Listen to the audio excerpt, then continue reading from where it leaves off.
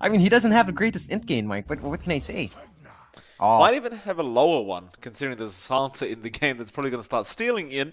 Though a Pugnet does come out from Typhoon. Now, I do like the Pugnet personally. I think it does offer a lot in terms of taking early map control and being very frustrating in team fights. Though it does still seem a bit weak. I mean, I know it's great against the OD because of the Nether Ward. It's going to be very frustrating for the OD to just be able to spam out all the abilities he wants to, but at the same time, it just kind of feels like you just Astral the Pugner, get him out of the team fight, and get rid of the Nether Ward. I don't know. Is this a great pick? I think it's really Typhoon just trying to find that synergy with itself. So that Pugna is a lot of regen. Like, think about it. You have someone under false promise. You just life drain them, and they will really not die. So this is really a good bit of insurance to make sure that your cores really won't be punished.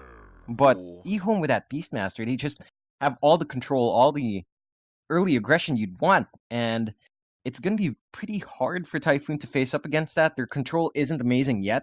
All they really have is the Oracle, and that's just a root. Really, it's not even really a great piece of control. To be fair, like I wouldn't consider it as a main form of getting the team fights under control. It's really not.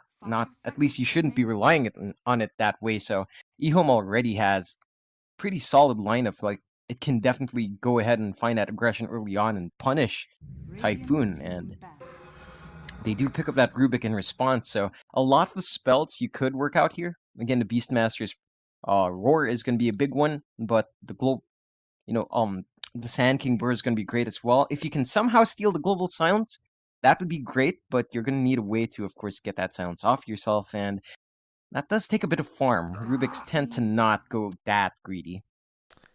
I'm going to go out on a whim, John. And I know it's still a bit early because there are two more picks to come out, but it does feel like Typhoon have a very weak draft. I mean, you look at their heroes; they don't necessarily come online that early. They come online earlier than eHome, but give or take a couple minutes until Beastmaster has level 6. Tanking's gonna have Burrow Strike fairly early on.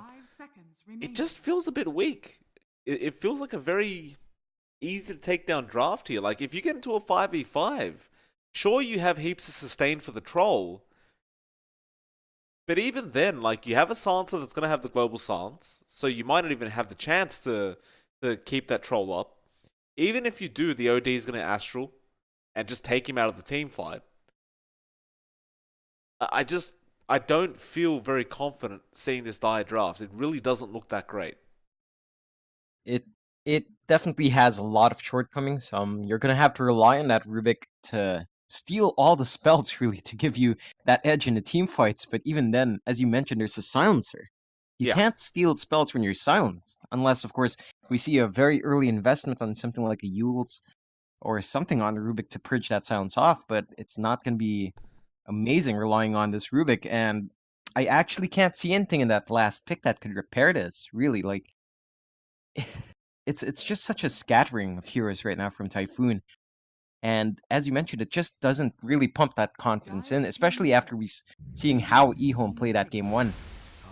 I mean, they get the Tide, and that's the team fight they needed, but it still doesn't feel like enough. It doesn't feel like it's going to be able to find what it wants. Like, Typhoon can take these fights now, but just against eHome's lineup, the Sand King, the Beastmaster, the Silence, it's a bit too much control from eHome's side. it's gonna be rough. It's look, we can't you can't rule Typhoon out just because of this draft, right? Like they may have some kind of strategy that we're just not aware of. eHome though, they just look a lot stronger as it stands, but we'll see where they end up going with this final pick. They do still need a safe lane position 1 on their side of things, and there are still plenty of options to be had. Of course, they do have the Jug. They could go back into the AM if they really wanted to, though I don't see why you would in this case. Um, I mean, if you wanted, you still have Lifestealer as well. If you wanted to take that option, it does seem to fit.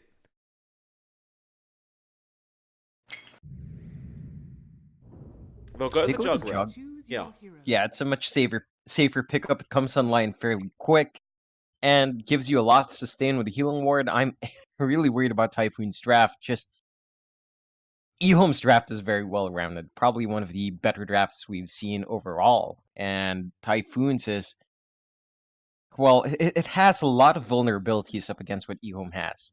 They're Yeah. going to have to really play it perfectly to pull it off, but EHOME, look, they can scale into the late game a bit better. They can push towers faster with that Beastmaster. I mean, Typhoon does have the Pugna as well for the push, but overall, EHOME with the Beastmaster and the Jug can also really deal the damage to towers. So Certainly overall, can. I'm gonna have to really say EHOME definitely has the better draft here. Thank you for that, John. And I certainly agree, though I do hope Typhoon has something up their sleeve with this draft. Of course, we can't count them out. Perhaps they get a crazy early momentum going for themselves and they just take over the game. Still, gonna have to find out. I almost wish as well they gave Guevara a bit more of an active hero. You saw him last game on that StarLadder. He was really carrying the team on his shoulders with those stuns he was landing.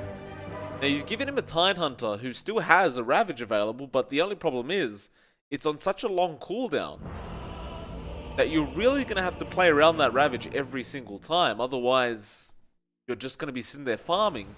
And the other problem is, you only have a Troll to farm on, who doesn't really care for farm as much because he's generally peaked in the mid game. Yeah, it's really gonna be a tricky time for Typhoon to find that win condition here. Again, it just feels it just feels like EHOME does have the stronger draft, just much more well-rounded. They have a response to everything that Typhoon wants to pull off, and I'm really not sure what the win condition would be for Typhoon. Like, what will it take for them to overtake EHOME? They definitely need BKBs in their cores. They're gonna need at least a form of purging off that silence in the middle of team fights. Maybe a fast Lotus Orb on the Tide as well, just to have that happen. And even then, I'm not sure if that's gonna be enough. It really depends on this early game. If Typhoon can somehow overrun EHOME, that's gonna be their best bet. 30 seconds to battle.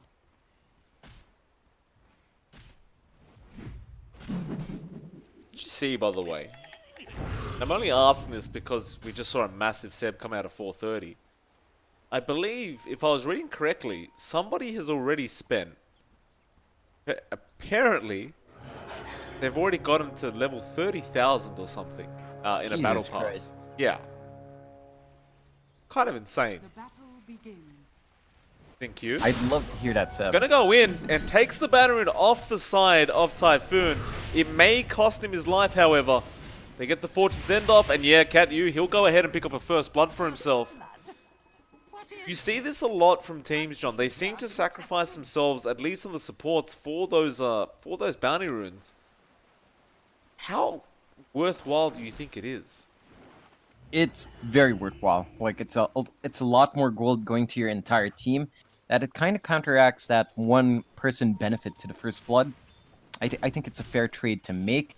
It does benefit your... Again, all heroes kind of enjoy that gold, so you're not going to be too peeved about dying there, and again, it's not the biggest trade in the world, so should be fairly happy with that if you are EHOME. Dire's top tower is under attack. Guevara down at the bot lane is going to have a pretty decent time up against Never End on that Jug. I mean, there's one thing the Tidehunter does well is just make sure these melee cores cannot farm very well thanks to that Anchor Smash. See how well Never End does end up doing, but I imagine this game will probably be just slightly harder in the laning phase than last game was. It definitely should be. Again, the Tide is not a hero you can really bully out too well, even with that Silencer. In fact, especially with that Silencer, I don't really see them having the control or the damage to burst down Guevara, so you should have a decent enough time farming up in this lane and cutting into that jungle every time the pull is made.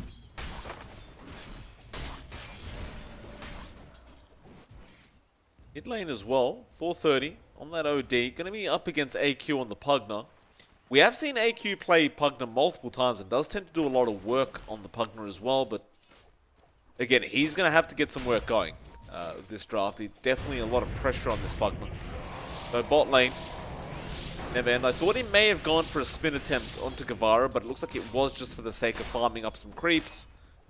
Again, with that Anchor Smash available, he is really going to have to rely on that spin to find a lot of these last hits, because it just makes it so hard when you lose so much damage. I mean, level 1, it's already a 30% damage reduction. Yeah, it's really not the shining matchup for EHOME. At the same time, Never End is actually not lagging behind too much in last hits. Here the Tidehunter is at 17-2, but Never End's still at 13-0, and that's down to one wave being cleared out entirely by Guevara right now. So, not the worst bit of news here. In fact, I feel like it should end up fairly even in terms of last hits. Is that KU going to set up in the mid lane? He just picked up a haste rune and or perhaps was looking for the courier, but was, or isn't late, but the courier is being micromanaged quite well. 430 will not allow this KU Rubik to really snipe that courier. Nice game sense there from 430 to just understanding the timing as to when someone may be around.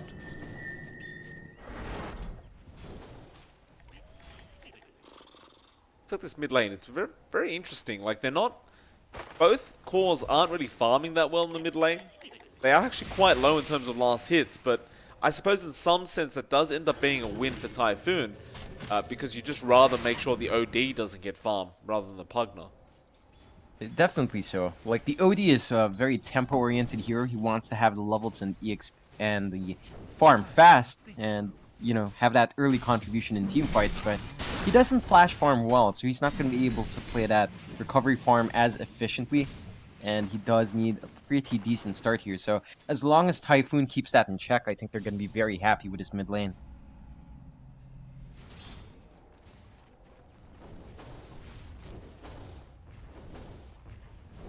That Nether Ward being leveled up really early from AQ, but it has paid off. 430 just having to second guess every time he throws out the Astral. AQ can just afford to spam this whenever it's up and ready to go. Pretty much every single wave, it seems like. So SingQ will rotate over on the Sand King, but it looks like he's just going to go ahead and bottle up an Illusion Rune for 430. AQ, again, just doing a great job of making sure 430 cannot get in range. In fact, as soon as he tries to go in for a last hit, he cops another blast and he has to back off again. Yeah, it's definitely turning out to be a much better lane for Typhoon here down mid. AQ, 430 just can't keep up with the pressure being pumped out by the Pugna. And this is one of the mid matchups that really doesn't work out in that OD's favor. Faith actually going to chase Faith. Faith Beyond versing Chase. Versing Faith, but they will be able to get out. Tower is under attack.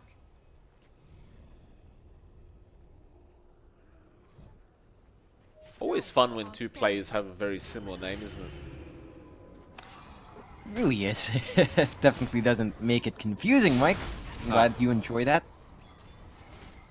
There are 3 heroes mid lane right now, and they're looking to make a jump, though 430 is in a pretty safe position. AQ, though, going to start pressuring that T1 tower in a bit, and it looks like KU and Faith are going to look for a target, though SingQ will get lifted up, but nothing going to come out of it. Looks like they just wanted to make sure he didn't throw out a Burrow Strike. They really are applying the pressure here down mid, and that, I guess that's a fair move because the side lanes aren't really being pressured by EHOME. Like, you take a look at top, it's just Fate Beyond against Fonte, and Fonte is not having a hard time here. He's at 39-8 right now in last hits, and at bot lane, of course, the Tidehunter translating to that jungle now, and he's farming up quite well as well, although he has left that jug alone, but there's really no space for the supports to be at. Looks to be they are rotating up top, though. Yeah, Faith Beyond might get caught out, and he does. Faith finds the Fortune's End, though SingQ does come in with that Burrow Strike, and that should mean a dead Oracle. Looks like it'll be Y to pick it up, and of course we can't forget Y does end up stealing intelligence anytime he is around a kill occurring. Nice bit of instill coming out for the Silencer. It's definitely much less aggressive than we expected from EHOME. You kind of expect a bit more aggression coming out when you do have the Silencer, but they have been pretty happy just securing their lane so far, so we're not going to see too much insane int growth from the Silencer early on.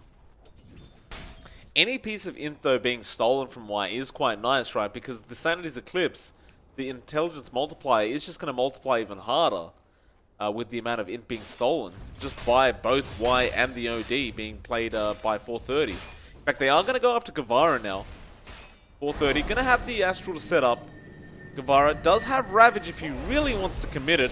I don't think he wants to throw it out like this, but he will do so. And now Fonte will come in. They'll go after 430. Sanity's being dropped, and Albisesh as well. They will find one. Can they find Fonte, however?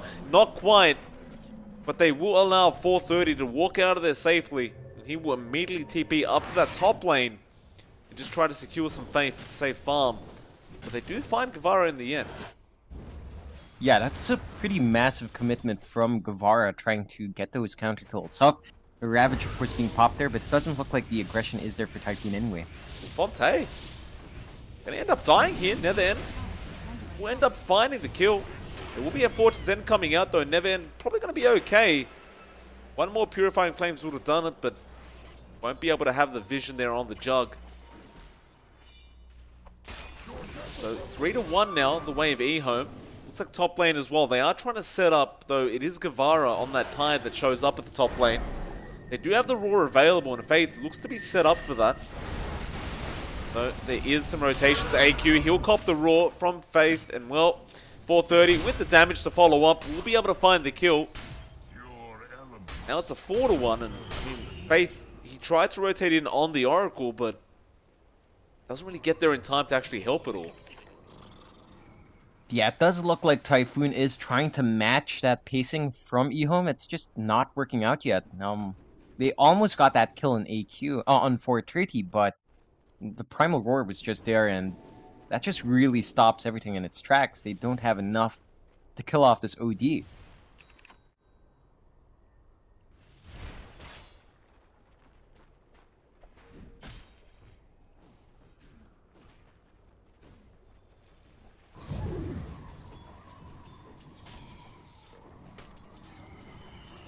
Cat U gonna sit in the mid lane a bit, just soak some XP with that Rubik. Of course, AQ has actually rotated into the jungle now as that Pugna is just gonna be able to secure some safe farm and XP in that jungle.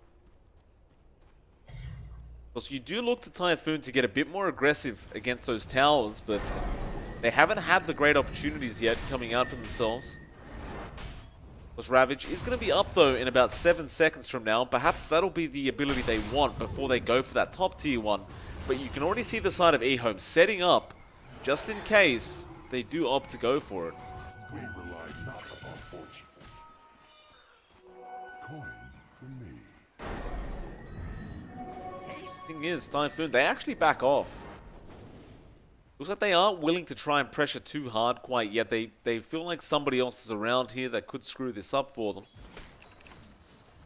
But that's the whole point of their draft, is to try and take down those towers and buy enough space for this troll to get out of control. But at this rate, it's not going to end up happening. Faith looking for an AQ Roar coming out, though. Decrepify will be there.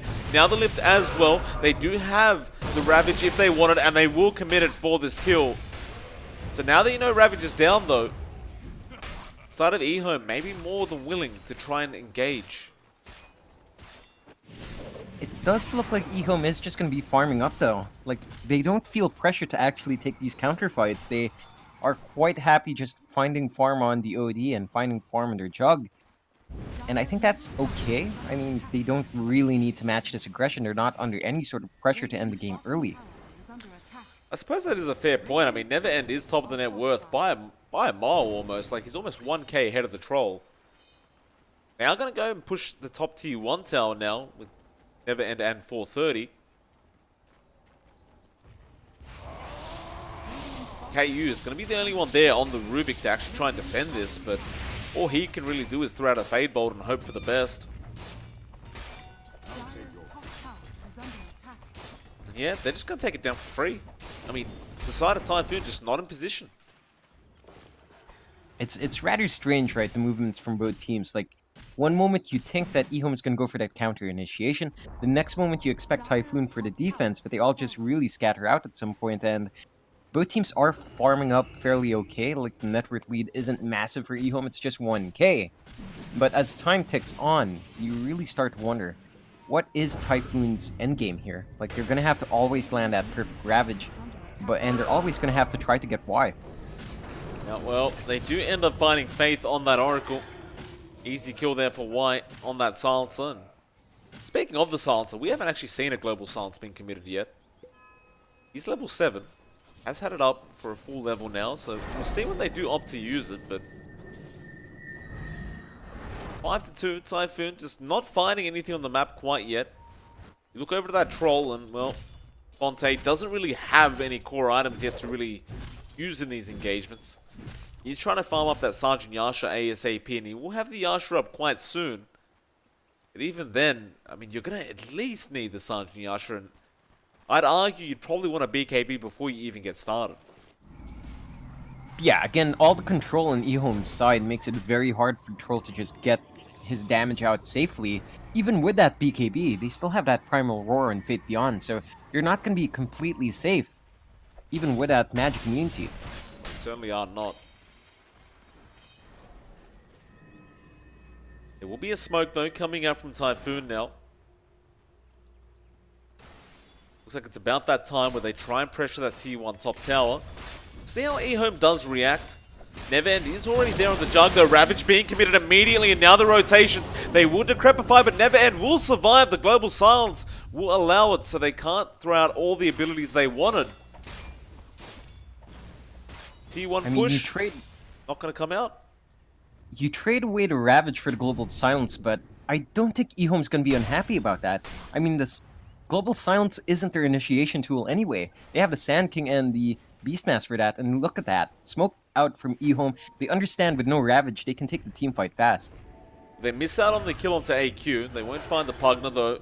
Guevara gonna run in. Oh. Now a blink up. Burrow Strike is there. Straight onto that Oracle. Faith in trouble. Neverend. He'll throw out the Omni immediately and does find Faith. KU able to survive for the moment, though. Sin Q may not be so lucky either. He ends up going down. Now Everend trying to get out of there safely. Guevara moving forward, though again, he doesn't have Ravage. Sanity's being dropped. They committed the Roar onto that Pugna, and AQ cannot survive the damage. Neverend, he finds a double. They still continue the chase on the Jug. But what does it matter? You can't catch this man. They just do not have the control. And with that, they're going to move through the mid lane into that T1 tower. I don't see how you defend this. They're going to try. Really just can't. Oh, They've God. just lost KU as well. Faith is there now on the Oracle, but what does that matter? They are going to go into 430, though. Fonte, he really can't fight on the Troll at the moment. He just has the Yasha. They are going to defend just essentially by throwing bodies at the other team. And, of course, the Banner Runes are up, so EHOME, they want to go get all 4, and they will. That's just going to stretch out that net worth lead even more for them. I don't know, though. Typhoon. Yeah. One thing I was curious about in that fight was that 430 was kind of hesitant to really do anything. He wasn't really spamming out the Arcane Orbs as well. Felt like he might have gotten a bit more value from that Sanities if he stole a couple of points of Int, but at level 2 it's not the most amazing spell, so I guess that's where the hesitation was coming from, just being a bit too costly in mana and really not being able to do too much with it just yet. I guess it always goes back to that Nether Ward as well, right? You just always going to be afraid of how much damage you deal to yourself in the end.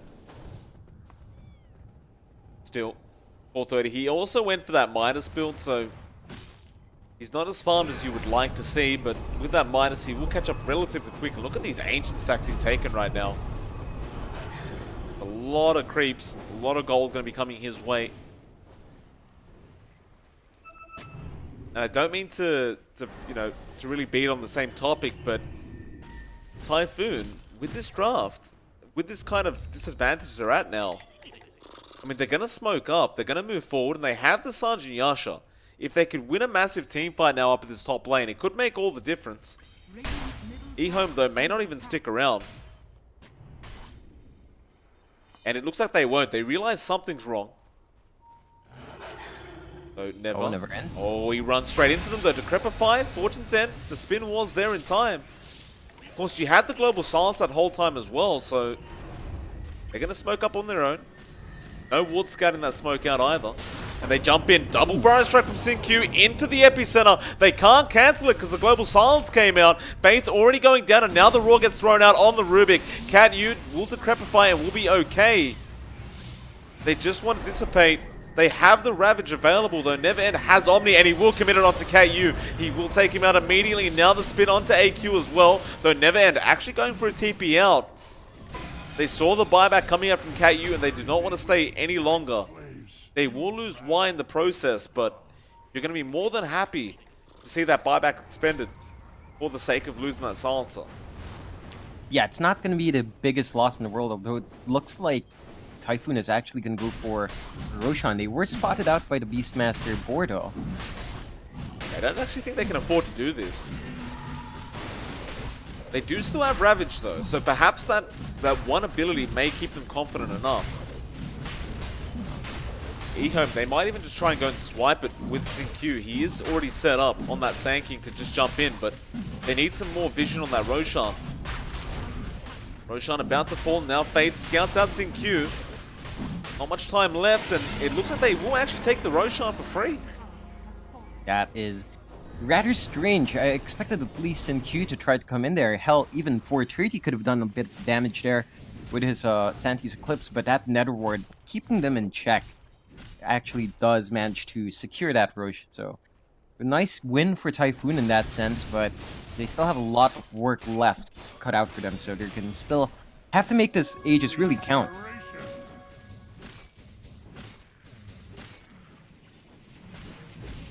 We'll see how they do plan to do that. I mean, there is still one T1 tower up at the top lane, although never. Get decrepified. Have the Omni Slash and was thinking about going himself, and now he gets lifted up as well. A curious rotation there from Neverend, but he doesn't get punished. He'll just walk away straight up to that top lane now, where Guevara is on the Tide. It looks like he'll just get back to farming. Yeah, and as this game stalls on, of course, we're going to see this jug grow bigger and bigger. The key hero that is going uncontested right now is 430. Again, once he hits that 15 with his talent, and maybe once he gets that 16 and gets his Arcane Orb up to max, I think that's when you really start seeing the OD really stand in front and lay the damage down. Guevara gonna start moving forward up against Neverend, though. He does back off once again. 5 heroes have rotated over, though, from the side of Typhoon. They are eventually going to find the Jug, but it is only Fontaine there. Doesn't get a lucky ensnare off either. Though it does look like they will be able to pressure that T1 top tower now. They don't have a creep wave, but it shouldn't matter. There's no backdoor protection to protect these T1 towers. They will just literally take it out with no creeps. They are trading away their tier 2 though, like it's taking a lot of damage just from Fate Beyond pressuring it with his creeps. Of course, that Necro 2 book coming out, and it looks like they might actually make a play here down at the bot lane though. Fonte is currently alone, so it'd be great for them to do so and Neverend. Does have a double damage as well on the Jug. Won't up to go, although Cat U gonna run straight into him and cops the Omni. It's gotta be sad when you run up the hill, you see the Jug, and you know you're by yourself, you just know you're dead. There's just no way out of it. Yeah, really unfortunate for our Rubik, but of course, a bit of naked there for Typhoon, no real vision to speak of, although they will finally get that P-Ward. So, kind of securing their jungle up a bit more, but a bit too late. And Neverend is just going to invade the other jungle now and clear out those creeps.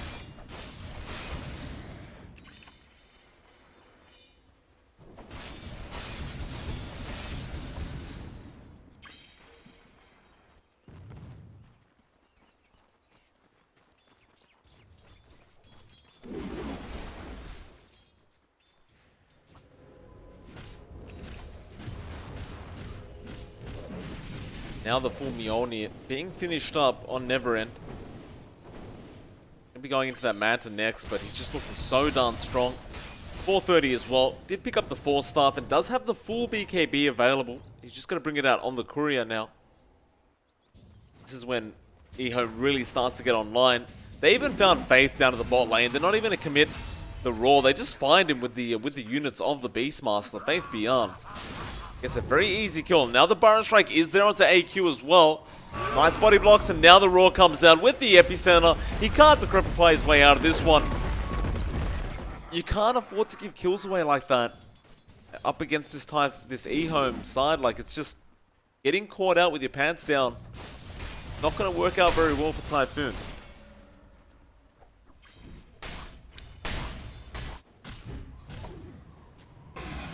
Mike, Yes. I'm gonna have to mention I got disconnected out. It's not my internet, it's my connection to the China servers. It looks like it's not playing nice with me.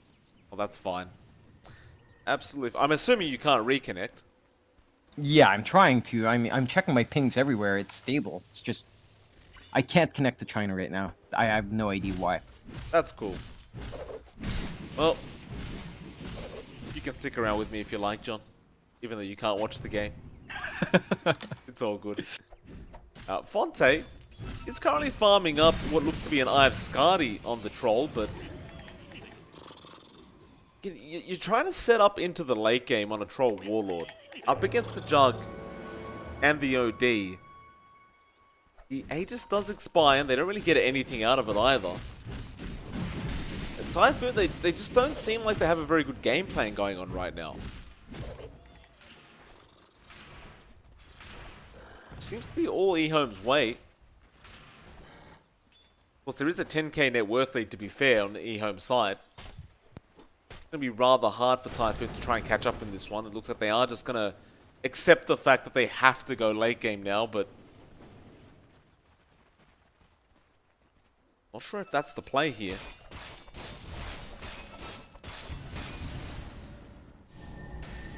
The AQ gonna get caught out mid lane, and the body blocks from Faith Beyond's creeps as well, though. Well, actually, he did commit the purge, but clear off rather quickly. Like Neverend, just gonna go ahead and finish up that Manta style before he really gets involved too much in the next team fights. Although I say that, they do move their way up to Guevara, so they will not engage. Now smoke.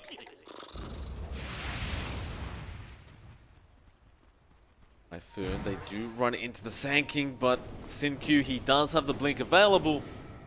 Even have the 4-staff ready to go anyway. Typhoon now gonna move their way up to Never End. If they can find this kill, it'll be massive, but he will spin TP, and they have no way to cancel that.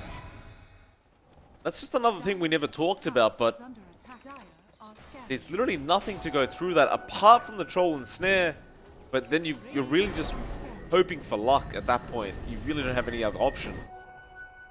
It's not really the way you want to play this game. KU now gonna get caught out by Sin-Q. Epicenter comes out as well, though he does have the spin. That will actually save him. In fact, he does take the Epicenter for himself as well. That can't be a hit. Still though, seems like Typhoon right now just really waiting for the inevitable. It does look that way, and just a heads up, my connection kind of stabilized, so I can join you again. Thank you, John. Good to see you back. Sin-Q apparently finds KU by himself. He is surrounded right now, but they're not really making the dive on Sin-Q, and he just kind of force-laughs his way out. In fact, he's going to jump back in right now. Guevara's got to be really careful. Now, there's no Epicenter available, but he's just waiting for that Veil of Discord, it seems. Well, there's the Veil. Guevara walks under the Sandstorm. Kraken Shell will ensure he's okay. Sin-Q will push out the wave, and we'll just TP out. Yeah, I think that death in Rubik was rather strange. He just walked into that Sandstorm, and he was trying to plant the wards, I guess, but he just dies, and that means the Epicenter is gone from this Rubik.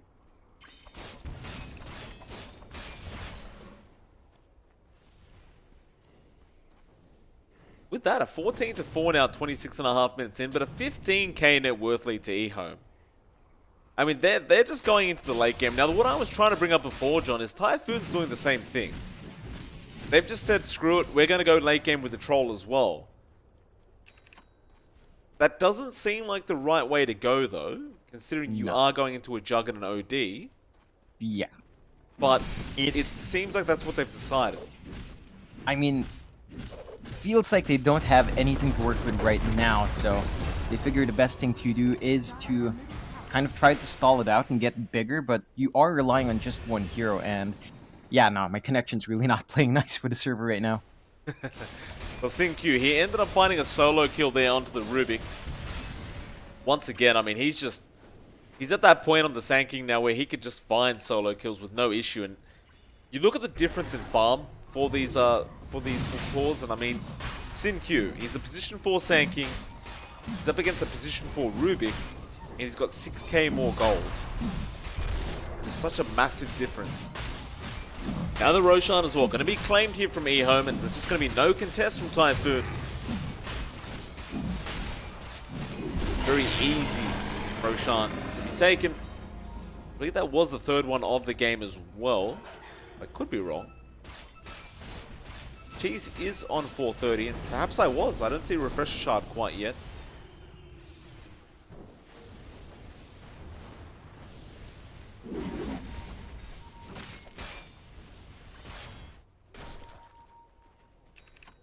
Now EHOME gonna make their way through that mid lane. There will be a defense, it seems, from Typhoon. They do have all their ultimates up, though Never End, how are you gonna take this man down? He spins again. They have the global silence ready to go as soon as they jump.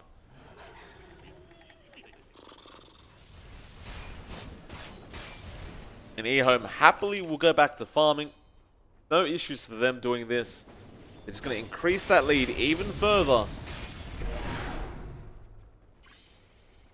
And I'm just having trouble seeing what Typhoon's going to do about this with this draft. I mean, honestly.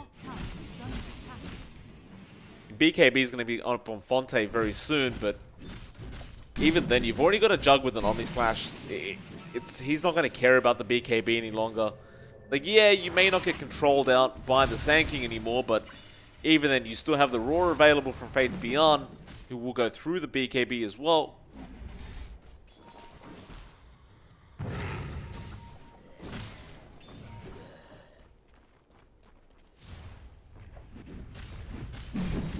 So Typhoon, they'll continue holding out.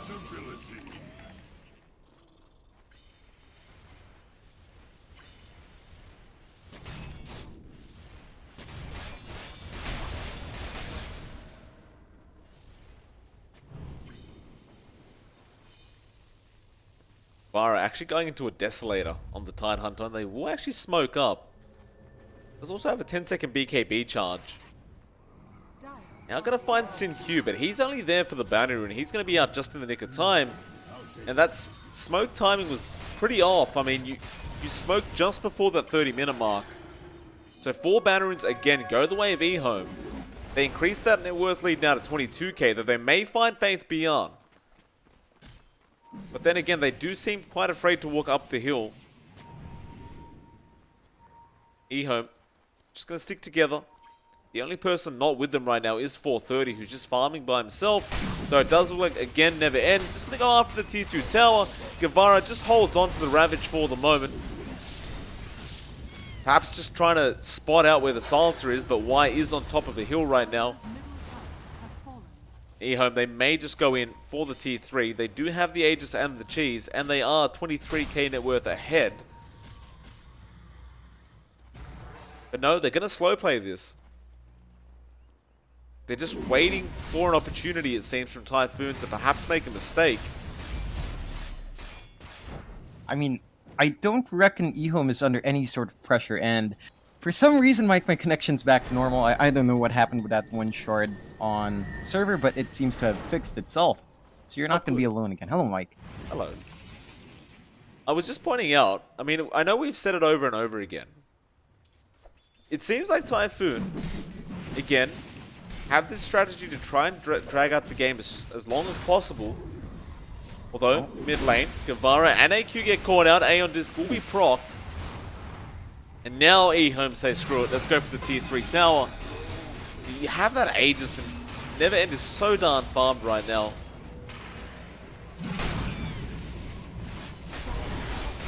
Evan moves in. Guevara copying a fair bit of damage here, though he'll be okay.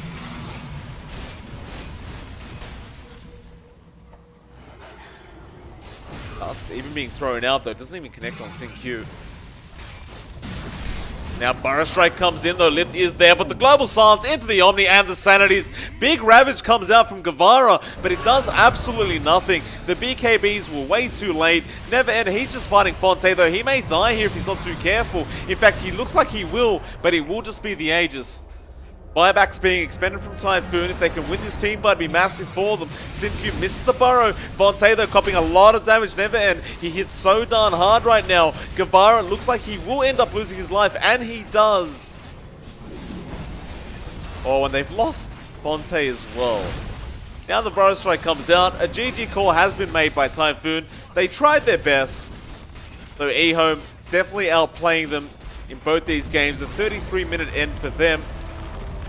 I think in total, they only spent about an hour on both those games combined. So, quick showing here from EHOME, but they do win very confidently in this series.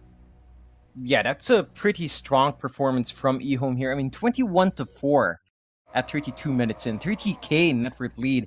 They just had control from the start of the game, and Typhoon, we were questioning that draft even before, and they just don't really manage to make it work. So EHOME does move on to the upper bracket finals, but of course, Typhoon still has a chance in the lower bracket, Mike. They certainly do. Their run is not over quite yet. However, I wonder if we have EHOME's challenger quite yet. In fact, we don't. There is a bit of a draw going on right now in the other semifinals between King Gaming and Team Sirius. Or is it Team Cyrus? I mean, it says Sirius, but you never really know.